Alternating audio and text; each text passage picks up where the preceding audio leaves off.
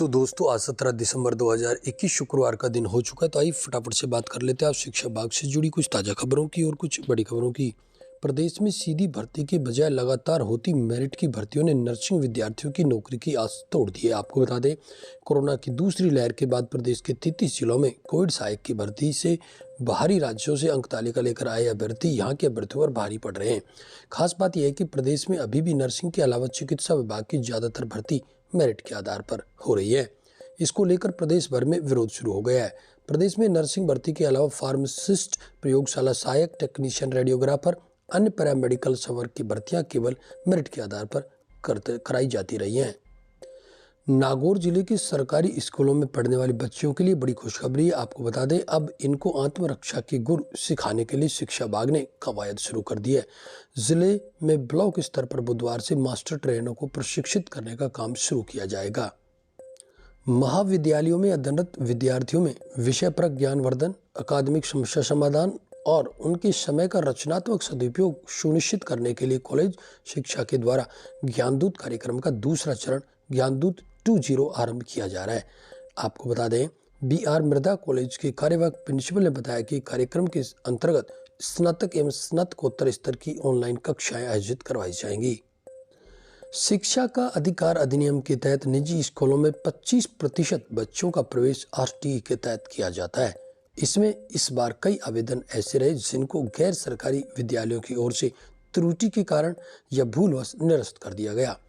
उन बच्चों के अभिभावकों के लिए अब एक और मौका। आपको बता दें, कार्यालय निदेशक प्रारंभिक शिक्षा राजस्थान बीकानेर की ओर से उन बच्चों के लिए आवेदन को अनलॉक कर दिया गया है, जिससे गैर सरकारी स्कूलों की ओर से निरस्त किए गए उन आवेदकों के लिए आवश्यक दस्तावेज ऑफलाइन संधारित किए जा सकते हैं। शिक्षा निदेशक कानाराम ने बुधवार को राज्य के सभी स्तर के शिक्षा अधिकारियों की VC लेकर सख्त लहजे में कहा कि विद्यालयों का अगर समय रहते निरीक्षण नहीं किया तो उन पर कभी भी गाज गिर सकती है। करीब 2 घंटे चली VC में शिक्षा निदेशक ने विभाग की एक योजना की समीक्षा की और अधिकारियों से उसकी प्रगति के बारे में जानकारी ली। MDS यूनिवर्सिटी अजमेर में चालू सत्र के दौरान PG कोर्स में प्रवेश जारी है, लेकिन वेबसाइट पर पिछले सत्र का ही प्रोस्पेक्ट टैग है। सत्र 2021-22 का प्रोस्पेक्ट अपलोड ही नहीं हो रहा है। आपको बता दें, विश्वविद्यालय प्रशासन इससे बेपरवाह बना हुआ है। अपने कार्यकाल के 3 वर्ष पूरे होने के बाद राज्य की गहलोत सरकार नए वर्ष में बेरोजगारों को बड़ा तोहफा देने वाली है।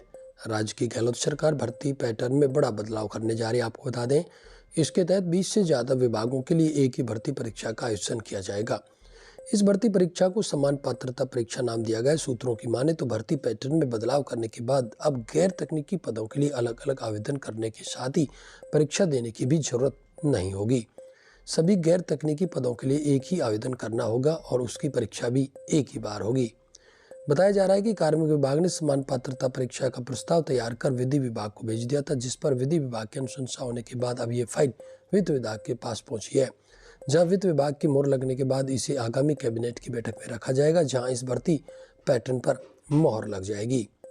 परीक्षा एक चरण में बहुविकल्पी प्रश्न पत्र के आधार पर होगी। परीक्षा में अर्जित अंकों की वैधता 3 वर्ष तक रहेगी।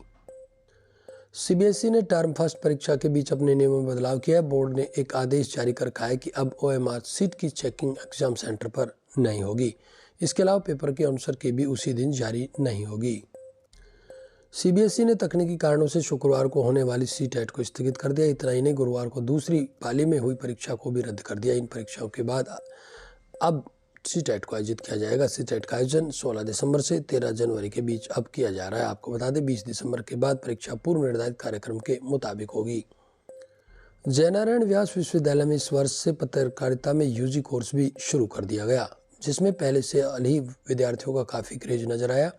इसमें KN कॉलेज में ही 75% से ज़्यादा सीटें भर गई। इसके साथ ही अन्य छात्राओं का भी मन बना हुआ है। राजस्थान हाईकोर्ट ने कृषि पर्यवेक्षक भर्ती 2021 की उत्तर कुंजी को चुनौती देने वाली याचिका पर सुनवाई करते हुए राजस्थान कर्मचारी चयन बोर्ड से 2 सप्ताह में जवाब मांगा है।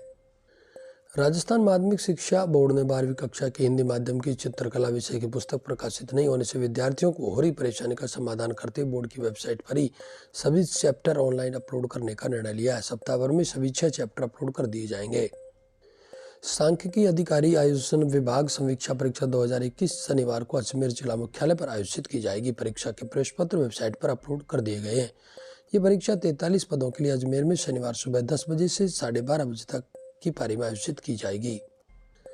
राजस्थान उच्च न्यायालय प्रशासन ने आशु ओलंपिक भर्ती 2020 ग्रेड 3 हिंदी व अंग्रेजी का रिवाइज परीक्षा परिणाम अंतिम रूप से जारी कर दिया है।